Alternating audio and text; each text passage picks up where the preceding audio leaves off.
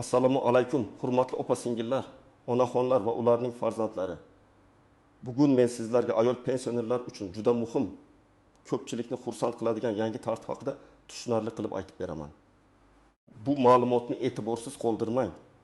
Chunki u nafaqat pensioner ayollarga, balki pensiyaga chiqishga yaqin turgan barcha ayollarga ham tegishli bo'lishi mumkin. Ayniqsa mehnat staji, bola parvarishi davri, hujjatlar, pensiya miqdori va qayta hisoblash masalalarida ko'p odamlar xatoga yo'l qo'yadi. Men sizga bu mavzuni oddiy tilda misollar bilan tushuntiraman. Avval qanday edi? Hozir nimalar o'zgaryapti? Kimlar bundan foyda ko'radi? Kimlar darhol harakat qilish kerak? Qaysi joylarda ehtiyot bo'lish lozim? Videoni oxirigacha ko'ring. Chunki eng muhim amaliy qadamlarni oxirgi qismda aytaman. Kanalga hoziroq obuna bo'ling. Videoga like bosing va bu ma'lumotni onangizga, opangizga, qo'shningizga, qarindoshingizga yuboring. Men ko'p yillardan beri pensiya masalalarida odamlarning eng ko'p qiynaladigan joyini ko'raman. Odam ishlagan, bola tarbiyalagan, oilani ko'targan, lekin pensiyaga kelganda ayrim davrlar hisobga olinmay qolgan bo'ladi. Ayniqsa ayollar hayotida mehnat daftarchasida ko'rinmaydigan, lekin aslida juda katta mehnat bo'lgan davrlar ko'p. Masalan, bola tug'ilganidan keyin uyda bo'lish, bolani parvarish qilish, kasal farzandga qarash, turmush o'rtog'i ish joyi sabab boshqa hududga ko'chish, ish joyi yopilib ketgani uchun ma'lumotnoma topa olmaslik yoki eski korxona arxiviga topshirilmagan hujjatlar. Avval ko'p holatlarda pensioner ayollar shunday vaziyatga tushardi. Pensiya tayinlangan, lekin keyin ma'lum bo'ladiki, ayrim yillar stajga qo'shilmagan. Ayol kishi buni bilmagan, hujjat so'ramagan, kimdir tushuntirmagan. Natijada u har oy 100 ming, 200 ming, ba'zida undan ham ko'proq pulni olmasdan yurgan bo'lishi mumkin. Bu bir oyda kichikdek ko'rinadi. Lekin bir yilga ko'paytirsak katta mablag'. Masalan, pensiya 1 ming so'mga kam hisoblangan bo'lsa, bir yilda 1.800 ming so'm farq qiladi. 3 yilda esa 5 million 400 ming so'm bo'ladi. Bu pul pensioner ayol uchun dori-darmon, oziq-ovqat, kommunal to'lov yoki nabiraga yordam degani. Yangi tartibning eng muhim ma'nosi shuki, endi ayollarning pensiya hisobida ayrim ijtimoiy ahamiyatga ega davrlar va hujjatlar masalasi yanada jiddiy ko'rib chiqilishi kerak. Men buni hamma ayollar birdaniga pensiyasiga katta qo'shimcha oladi deb noto'g'ri tushunmaslikni so'rayman. Lekin agar sizning stajingiz to'liq hisoblanmagan bo'lsa, bola parvarishi davri noto'g'ri kiritilgan bo'lsa, eski ish joyingiz bo'yicha ma'lumotlar yetishmayotgan bo'lsa yoki pensiya tayinlangandan keyin yangi hujjat topilgan bo'lsa, siz albatta qayta tekshirtirishingiz kerak. Oldin pensioner ko'pincha o'zi yugurardi. U qaysi korxonada ishlagan bo'lsa, o'sha korxona bor yoki yo'qligini topish kerak, arxivga borish kerak, hujjat so'rash kerak, keyin pensiya jamg'armasiga olib borish kerak edi. Ko'p onaxonlar bunday ishlarni qila olmasdi. Kimdir sog'lig'i sabab bora olmaydi. Kimdir qishloqda yashaydi. Kimdir hujjat nomlarini bilmaydi. Kimdir eski familiyasi bilan yangi familiyasi mos kelmagani uchun rad javob oladi. Eng achinarlisi, ko'p ayollar baribir bo'lmaydi deb taslim bo'lib qo'yardi. Hozir esa pensioner ayol o'z huquqini yaxshiroq himoya qilishi uchun imkoniyatlar ko'paymoqda. Elektron bazalar, arxiv ma'lumotlari, ish staji bo'yicha tekshiruvlar, qayta hisoblash uchun murojaat qilish tartibi va davlat xizmatlari orqali ma'lumot olish imkoniyatlari kengaymoqda. Bu nimani anglatadi? Bu shuni anglatadiki, agar sizda shubha bo'lsa, mening pensiyam to'g'ri hisoblanganmi deb so'rashga to'liq haqqingiz bor. Men avval murojaat qilmaganman, endi kech bo'ldi deb o'ylamang. Pensiya masalasida ayrim holatlar keyin ham ko'rib chiqilishi mumkin. Muhimi sizda asos bo'lishi kerak. Hujjat, ma'lumotnoma, tug'ilganlik guvohnomasi, nikoh guvohnomasi, mehnat daftarchasi, arxiv javobi yoki boshqa tasdiqlovchi hujjat. Men bu yerda bitta muhim narsani alohida ta'kidlayman. Yangi tartib deganda faqat yangi pensiyaga chiqayotgan ayollar emas, allaqachon pensiya olayotgan ayollar ham o'z holatini tekshirtirish kerak. Chunki ko'p xato aynan eski tayinlangan pensiyalarda uchraydi. Masalan, 2010 yilda pensiyaga chiqqan ayolning ma'lumotlari qog'oz hujjatlarga asoslangan bo'lgan. O'sha paytda biror ma'lumotnoma topilmagan. Oradan yillar o'tib arxivdan hujjat chiqishi mumkin. Yoki bola parvarishi davri noto'g'ri kiritilgan bo'lishi mumkin. Shuning uchun bugungi video aynan barcha ayollarga yuboring degan mavzuga munosib bu ma'lumot kimningdir pensiyasini oshirib berishi mumkin. Birinchi bilishingiz kerak bo'lgan narsa pensiya miqdori odatda staj, ish haqi, qonunchilikda belgilangan qo'shimcha va imtiyozlar asosida hisoblanadi. Ayollar uchun alohida muhim bo'lgan masala esa bola parvarishi davri va ish stajining to'g'ri hisoblanishidir. Ba'zi ayollar men uyda bola bilan o'tirganman, demak u davr butunlay yo'q deb o'ylaydi. Bu har doim ham to'g'ri emas. Qonunchilikda ayrim bola parvarishi davrlari stajga kiritilishi mumkin bo'lgan holatlar bor. Lekin bu avtomatik ravishda hamma uchun bir xil miqdorda qo'shiladi degani emas. Hujjatlar va davrlar aniq tekshiriladi. Ikkinchi muhim narsa, har bir farzand bo'yicha hujjatlar tartibli bo'lishi kerak. Tug'ilganlik guvohnomasi, agar familiya o'zgargan bo'lsa, nikoh guvohnomasi yoki familiya o'zgarishini tasdiqlovchi hujjat kerak bo'ladi. Masalan, ayol qiz familiyasida ishlagan, keyin turmushga chiqib familiyasi o'zgargan. Keyin pensiyaga boshqa familiyada chiqqan. Mehnat daftarchasida eski familiya, pasportda yangi familiya. Agar buni bog'lovchi nikoh guvohnomasi bo'lmasa, ish stajini tasdiqlashda savol tug'ilishi mumkin. Shuning uchun men har doim aytaman. Pensioner ayolning hujjat papkasida mehnat daftarchasi, pasport yoki ID karta nusxasi, nikoh guvohnomasi, farzandlar tug'ilganlik guvohnomalari, eski ish joylaridan ma'lumotnomalar va arxiv javoblari alohida saqlansin. Uchinchi muhim narsa, agar pensiya tayinlangandan keyin yangi hujjat topilsa, qayta hisoblashni so'rash mumkin. Masalan, ayol 55 yoshida pensiyaga chiqqan, lekin 1905 yildan 1990 yilgacha ishlagan bir korxona bo'yicha hujjat topilmagan. Pensiya shu davrsiz hisoblangan. Keyin farzandi arxidan ma'lumotnoma topdi. Endi nima qilish kerak? Pensiya allaqachon tayinlangan, endi foydasi yo'q demaslik kerak. Pensiya bo'limiga murojaat qilib, ushbu davrni stajga qo'shib, pensiyani qayta hisoblashni so'rash kerak. Natija har bir holatda alohida bo'ladi. Lekin tekshirtirmasangiz hech narsa o'zgarmaydi. To'rtinchi muhim narsa, hamma ayollar bir xil qo'shimcha oladi degan gaplarga ishonmang. Internetda ko'pincha barcha ayollarga falon pul beriladi. Hamma pensioner ayollarga bir martalik to'lov, faqat pasport bilan boring degan gaplar tarqaladi. Men bunday xabarlarni ehtiyotkorlik bilan qabul qilishni maslahat beraman. Har qanday pul qo'shimcha yoki qayta hisoblash aniq qonuniy asosga ega bo'lishi kerak. Agar sizga kimdir telefon qilib pensiyangizni oshirib beraman, kartangiz raqamini ayting, SMS kodini ayting desa, bu firibgarlik bo'lishi mumkin. Pensiya masalasida SMS kod, bank karta paroli, plastik karta orqa tomonidagi ma'lumotlar hech kimga berilmaydi. Men birinchi navbatda pensiya miqdori juda past bo'lgan. Lekin umr bo'yi ishlagan ayollarga tekshirtirishni maslahat beraman. Masalan, ayol 25 yil tikuv fabrikasida ishlagan, keyin yana bir necha yil savdo sohasida ishlagan, lekin pensiyasi eng kam miqdorga yaqin. Bu yerda savol tug'iladi. Hamma staj kiritilganmi? Ish haqi ma'lumotlari to'g'ri olinganmi? Biror davr tushib qolmaganmi? Albatta, pensiya past bo'lishining boshqa sabablari ham bo'lishi mumkin, lekin tekshiruv zarar qilmaydi. Ikkinchi guruh ko'p farzandli ayollar. Agar ayol bir necha farzandni tarbiyalagan bo'lsa, bola parvarishi davrlari bo'yicha hujjatlar to'g'ri kiritilganini tekshirtirish kerak. Masalan, onaxonning 4 farzandi bor. U birinchi farzanddan keyin 1 yil uyda bo'lgan, ikkinchi farzanddan keyin yana 2 yil, keyin ishga qaytgan. Hujjatlarda esa bu davrlar umuman ko'rilmagan yoki noto'g'ri yozilgan bo'lishi mumkin. Har bir farzand bo'yicha tug'ilganlik guvohnomasi va ish joyidagi buyruqlar agar saqlangan bo'lsa, muhim ahamiyatga ega. Uchinchi guruh eski korxonalarda ishlagan ayollar.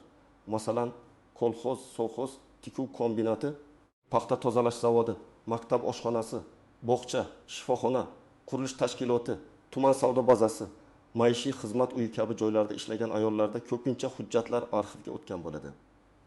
Korxona yopilgan bo'lsa ham. Hujjatlar butunlay yo'q degani emas. Tuman yoki viloyat arxivga so'rab berish kerak. Ba'zida birgina arxiv ma'lumotnomasi bir necha yillik stajni tiklab beradi. To'rtinchi guruh, familiyasi bir necha marta o'zgargan ayollar. Bu juda ko'p uchraydi. Qiz familiyasida o'qigan yoki ishlagan, keyin turmushga chiqqan, keyin ajrashgan, keyin yana turmushga chiqqan. Mehnat daftarchasidagi familiya bilan hozirgi hujjatdagi familiya mos kelmasa, tizimda yoki tekshiruvda chalkashlik chiqishi mumkin. Bunday hollarda nikoh guvohnomasi, ajrim haqidagi hujjat, familiya o'zgarishini tasdiqlovchi dalolatnoma kerak bo'ladi. Agar hujjat yo'qolgan bo'lsa, FHD yayyo bo'limidan takroriy guvohnoma olish mumkin. 5-guruh pensiyaga chiqish arafasidagi ayollar. Men ularga alohida murojaat qilaman. Pensiya yoshiga yetgandan keyin shoshilib hujjat topshirishdan oldin kamida bir necha oy avval stajingizni tekshirtiring. Mehnat daftarchasidagi yozuvlar to'liqmi? Muhrlar o'qiladimi? Ishga qabul qilish va bo'shatish sanalari aniqmi? Ish haqi ma'lumotnomasi kerakmi? Bola parvarishi davri qanday tasdiqlanadi? Shularni oldindan tayyorlang. Chunki pensiya tayinlash paytida hujjat yetishmasa, jarayon cho'ziladi yoki pensiya kamroq hisoblanishi mumkin. Birinchi misol. Gulbahor opa 6 yoshda. 7 yildan beri pensiya oladi. U tikuvchilik korxonasida 1995-yilgacha ishlagan. Keyin 2 farzandini parvarish qilgan. Keyin maktabda farrosh bo'lib ishlagan. Pensiyaga chiqqanda tikuvchilik korxonasining ayrim yillari bo'yicha ma'lumot topilmagan. Opa korxona yopilgan, endi bo'lmaydi deb o'ylagan. Farzandi keyin tuman arxivga so'rov yuborgan. Arxivdan 1967-1982 yillar bo'yicha buyruqlar va ish haqi ma'lumotlari chiqqan. Shundan keyin pensiya bo'limiga qayta hisoblash uchun murojaat qilingan. Agar bu ma'lumot stajga qo'shilsa, pensiya miqdori oshishi mumkin. Bu yerda asosiy sabab eski korxona yopilgan bo'lsa ham arxivni tekshirish shart. Ikkinchi misol. Nazira opa 3 farzandning onasi. U pensiyaga chiqqanda faqat mehnat daftarchasidagi ish yillari kiritilgan. Berilmagan, lekin farzandlari tug'ilgandan keyingi parvarish davrlari bo'yicha hech qanday tushuntirish olmagan. Opa pensiya hisobini tekshirtirganda ayrim davrlar bo'yicha hujjatlarni olib kelish kerakligi aytilgan. Tug'ilganlik guvohnomalari, nikoh guvohnomasi va ish joyidan eski buyruq nusxasi topilgan. Natijada uning holati qayta ko'rib chiqilgan. Men bu misol orqali shuni aytmoqchiman. Farzandlar tug'ilganlik guvohnomasi faqat oilaviy hujjat emas. Pensiya masalasida ham kerak bo'lishi mumkin. 3-misol. Saodat opa butun umr qishloq xo'jaligida ishlagan. Mehnat daftarchasida yozuvlar bor. Lekin ayrim joylarda muhr xira, sanalar noaniq. Pensiya tayinlashda bir necha yil hisobga olinmagan. Opa buni keyin bilgan. U arxivdan tasdiqlovchi ma'lumot olib kelganida vaziyat o'zgargan. Bu misolda muhim jihat shuki, mehnat daftarchasidagi xira yozuvlar ham muammo tug'dirishi mumkin. Shuning uchun pensiya yoshiga yaqinlashgan ayollar daftarchani oldindan tekshirtirishi kerak. 4-misol. Dilbar opa bir umr rasmiy ishlamagan. Lekin 5 farzandni tarbiyalagan. U mening umuman stajim yo'q, menga hech narsa tegmaydi deb o'ylaydi. Bunday vaziyatda ham mutaxassisga murojaat qilish kerak. Chunki ayrim ijtimoiy davrlar, nafaqa turlari, yoshga doir pensiya yoki ijtimoiy nafaqa masalalari bo'yicha alohida tartiblar bo'lishi mumkin. Men bu yerda aniq va'da bermayman, lekin ayol o'z huquqini bilishi kerak. Hech bo'lmaganda. Unga qaysi turdagi to'lov yoki yordam tegishli ekanini aniqlash mumkin. Agar siz pensiyaga yaqinda chiqqan bo'lsangiz, barcha hujjatlaringiz elektron tizimda to'liq ko'rinib turgan bo'lsa, mehnat stajingiz, ish haqi ma'lumotlaringiz, bola parvarishi davrlaringiz to'g'ri hisoblangan bo'lsa, albatta ortiqcha xavotirga o'rin yo'q. Lekin men baribir pensiya hisob kitobi varaqasini bir marta ko'rishni tavsiya qilaman. Chunki odam o'z hujjatini ko'rmaguncha hammasi joyida deb ishonishi qiyin. Agar sizning pensiyangiz qayta hisoblangan bo'lsa va sizga yozma javob berilgan bo'lsa, aynan o'sha masala bo'yicha yana bir xil hujjat bilan murojaat qilish natija bermasligi mumkin. Lekin yangi hujjat topsangiz vaziyat boshqacha. Masalan, oldin arxiv ma'lumot yo'q degan. Lekin keyin boshqa arxivdan yoki sobiq korxona voris tashkilotidan tasdiq topildi. Bu yangi asos hisoblanishi mumkin. Agar siz rasmiy ishlamagan bo'lsangiz va stajni tasdiqlovchi hujjat umuman bo'lmasa, oddiy gap bilan aytganda, mavjud bo'lmagan ish davrini stajga qo'shib bo'lmaydi. Lekin bu siz hech narsa qila olmaysiz degan emas. Siz ijtimoiy nafaqa, moddiy yordam, yolg'iz keksalar uchun xizmatlar, tibbiy imtiyozlar, mahalla orqali yordam kabi boshqa yo'nalishlarni tekshirishingiz kerak. Eng katta nozik jihat shundaki, og'zaki gap pensiya hisobida yetarli bo'lmaydi. Men o'sha yerda ishlaganman. Hamma biladi degan gap insoniy jihatdan tushunarli, lekin huquqiy jihatdan hujjat kerak. Hujjat bo'lmasa, guvohlar orqali tasdiqlash masalasi ham ba'zi holatlarda juda murakkab bo'ladi va hamma vaziyatda ham qabul qilinavermaydi. Shuning uchun birinchi yo'l har doim hujjat izlashdir. Ikkinchi nozik jihat ish haqi ma'lumotlari. Ba'zi odamlar faqat stajni o'ylaydi, lekin pensiya miqdoriga ish haqi ham ta'sir qilishi mumkin. eski yillarda yuqoriroq maosh olingan bo'lsa, bu ma'lumot pensiya hisobiga foydali bo'lishi ehtimoli bor. Lekin ish haqi ma'lumotnomasi to'g'ri rasmiylashtirilgan bo'lishi kerak.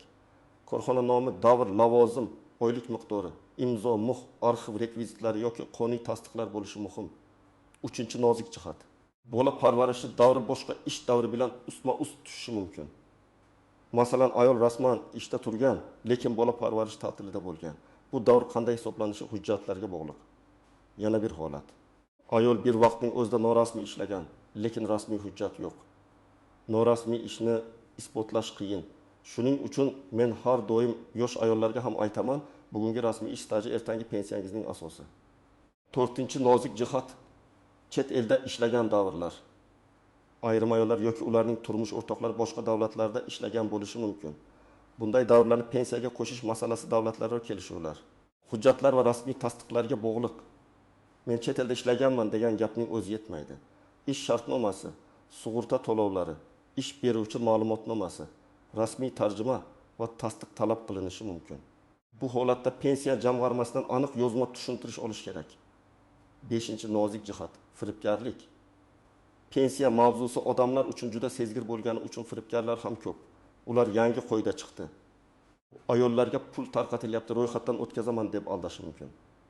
Hech qachon begona odamga karta paroli, SMS kodi, bank ilovasi kodi, pasport ma'lumotlarining to'liq nusxasini shubhali kanallar orqali yubormang. Rasmiy murojaat faqat pensiya jamg'armasi, davlat xizmatlari markazi, mahalla yoki rasmiy elektron portallar orqali amalga oshiriladi. Endi men sizga aniq qadamlarni aytaman. Birinchi qadam, uyda barcha hujjatlarni yig'ing. Mehnat daftarchasi, pasport yoki ID karta, pensiya guvohnomasi, farzandlarning tug'ilganlik guvohnomalari, nikoh guvohnomasi, familiya o'zgarishi bo'yicha hujjatlar, eski ish joylaridan ma'lumotnomalar, arxiv javoblari. Diplom yoki o'qish davri bo'yicha hujjatlar bo'lsa, hammasini bir papkaga soling. Hujjatlar yo'qolmasligi uchun nusxa qildiring yoki telefoningizda aniq suratga olib qo'ying. Ikkinchi qadam, pensiya hisobingizni tekshirtiring. Siz yashash joyingizdagi pensiya jamg'armasi bo'limiga borib, pensiyangiz qanday staj va qaysi hujjatlar asosida hisoblanganini tushuntirib berishlarini so'rashingiz mumkin. Agar davlat xizmatlari markazi yoki elektron xizmatlar orqali ma'lumot olish imkoniyati bo'lsa, undan ham foydalaning. Eng muhimi, og'zaki javob bilan cheklanib qolmang. Zarur bo'lsa, yozma murojaat qiling. 3-qadam. Murojaatda aniq yozing. Masalan, mening pensiyam tayinlanganda 1994-1999 yillarda falon korxonada ishlagan davrim hisobga olinmaganini tekshirib berishingizni so'rayman deb yozing. Yoki farzandlarim tug'ilganidan keyingi bola parvarishi davrlari pensiya stajimga kiritilmaganini ko'rib chiqishingizni so'rayman deb yozing. Murojaat qanchalik aniq bo'lsa, javob ham shunchalik aniq bo'ladi. 4-qadam. Eski ish joyi bo'yicha arxivga so'rov bering. Agar korxona yopilgan bo'lsa, avval tuman yoki viloyat arxiviga murojaat qiling. Korxona qaysi hududda bo'lganini, taxminiy ishlagan yillaringizni, lavozimingizni, o'sha paytdagi familiyangizni yozing. Masalan, men 1906-1990 yillarda tuman tikuv fabrikasida tikuvchi bo'lib ishlaganman. O'sha davrda familiyam Karimova edi deb yozish kerak. Bu arxiv xodimiga izlashni osonlashtiradi. 5-qadam, familiya masalasini to'g'rilang. Agar mehnat daftarchasida boshqa familiya, hozirgi pasportda boshqa familiya bo'lsa, ularni bog'lovchi hujjatni toping. Nikoh guvohnomasi yo'qolgan bo'lsa, FHDYA bo'limidan takroriy nusxa oling. Bu kichikdek ko'ringan narsa ba'zan butun stajni tasdiqlashda hal qiluvchi ahamiyatga ega bo'ladi. 6-qadam, javobdan norozi bo'lsangiz, yana huquqingiz bor. Agar sizga rad javobi berilsa, rad etish sababi yozma ko'rsatilishi kerak. Hujjat yetarli emas, arxiv tasdig'i yo'q, davr qonunchilikka ko'ra hisobga olinmaydi kabi sabablar bo'lishi mumkin. Shundan keyin siz yetishmayotgan hujjatni to'ldirishingiz, yuqori tashkilotga murojaat qilishingiz yoki zarur bo'lsa huquqiy maslahat olishingiz mumkin. Men doim aytaman, yozma javob bo'lsa, keyingi qadamni belgilash oson bo'ladi. 7-qadam. Farzandlar onalarga yordam bersin. Ko'p onaxonlar bu ishlarni yolg'iz qila olmaydi. Internetdan foydalanish, arxivga so'rov yozish, navbat olish, hujjat nusxa qilish, elektron murojaat yuborish farzandlar uchun qiyin emas. Agar siz bu videoni ko'rayotgan bo'lsangiz, va onangiz pensioner bo'lsa, bugunoq undan so'rang. Oyi pensiyangiz hisobini tekshirtirganmisiz? Mehnat daftarchangiz qayerda? Farzandlar tug'ilganlik guvohnomalari bormi? Balki shu oddiy savollar katta foyda keltirar. Men sizga kichik ro'yxat beraman. Buni daftar yoki telefoningizga yozib qo'ying. Birinchisi ishlagan barcha joylaringiz nomi. Ikkinchisi taxminiy yillar. Uchinchisi o'sha paytdagi lavozimingiz. To'rtinchisi o'sha davrdagi familiyangiz. Beshinchisi farzandlaringiz tug'ilgan sanalari. Oltinchisi qaysi hujjatlar qo'lda bor, qaysilari yo'q. Mana shu ro'yxat bilan pensiya jamg'armasi yoki arxivga borsangiz, gap ancha aniq bo'ladi. Masalan, 1979-1984 yillar tuman markaziy shifoxonasida sanitarka familiyam Sobirova. 1995-1990 yillar bolalar bog'chasida tarbiyachi yordamchisi familiyam Tursunova. 1991 yilda farzand tug'ilgan, bola parvarishi ta'tili bo'lgan deb yozib qo'ysangiz, mutaxassis ham, arxiv ham sizga yaxshiroq yordam bera oladi. Ko'pchilik aynan shu joyda qiynaladi. Qayerdadir ishlaganman, yili esimda yo'q deydi. Albatta, yoshi katta inson hammasini eslamasligi tabiiy, lekin farzandlar bilan birga taxminiy davrlarni tiklash mumkin. Bu tartibning eng katta foydasi shundaki, ayollarning mehnati faqat ishxonadagi rasmiy kunlar bilan cheklanib qolmasligi kerakligi yanada ko'proq e'tiborga olinmoqda. Ayol kishi ko'pincha ish bilan oila o'rtasida tanlov qilishga majbur bo'lgan. Farzand tug'ilgan, uyda qolgan, keyin ishga qaytgan. Ba'zan turmush o'rtog'i boshqa joyga ko'chgan, ayol ishini tashlagan. Ba'zan bolasi kasal bo'lgan, parvarish qilgan. Bularning hammasi hayotiy holatlar. Pensiya hisobida esa har bir davr qonuniy asos bilan tekshiriladi. Shuning uchun yangi imkoniyatlardan foydalanish, hujjatlarni tartibga solish va o'z haqini so'rash juda muhim. Men buni faqat pul masalasi deb qaramayman. Bu adolat masalasi. Ayol 30 yil mehnat qilgan bo'lsa, uning har bir yili qadrlanishi kerak. Onaxon bugun dorixonaga kirganda pensiyam yetarmikan deb xavotir olmasligi uchun. Uning hujjatlari to'g'ri yuritilishi kerak. Farzandlar ham shuni tushunishi kerak. Onaning pensiyasini tekshirtirish bu uyat emas. Bu uning haqqini himoya qilishdir. Hurmatli opa-singillar va onaxonlar, bugungi gapning mazmuni bitta. Pensiyangiz to'g'ri hisoblanganiga ishonch hosil qiling. Yangi tartib va imkoniyatlar ayollar uchun foydali bo'lishi mumkin, lekin buning uchun hujjatlarni yig'ish, stajni tekshirtirish, bola parvarishi davrlarini aniqlash va kerak bo'lsa, qayta hisoblash uchun murojaat qilish zarur. Agar sizda eski ish joyi, yo'qolgan hujjat, familiya o'zgarishi, farzandlar tug'ilganlik guvohnomasi yoki past pensiya bo'yicha savol bo'lsa, befarq qolmang. Pensiya jamg'armasiga ko'ring. Davlat xizmatlari markazidan so'rang, arxivga murojaat qiling, yozma javob oling. Eng muhimi, firibgarlardan ehtiyot bo'ling va shubhali odamlarga karta ma'lumotlaringizni bermang. Sizningcha pensioner ayollarning staji va bola parvarishi davrlarini hisoblashda yana qanday yengilliklar bo'lishi kerak? Fikringizni izohlarda yozib qoldiring. Videoga like bosing, kanalga obuna bo'ling va bu ma'lumotni albatta barcha ayollarga, ayniqsa pensioner onaxonlarga yuboring. Balki siz yuborgan bitta video kimningdir pensiyasi qayta ko'rib chiqilishiga va oilasiga katta yordam bo'lishiga sabab bo'lar.